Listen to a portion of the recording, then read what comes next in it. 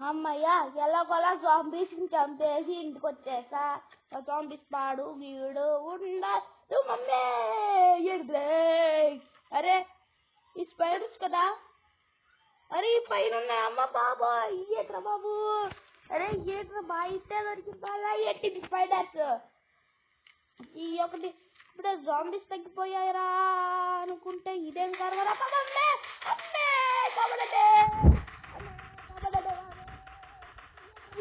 పాడా కాపాడండి.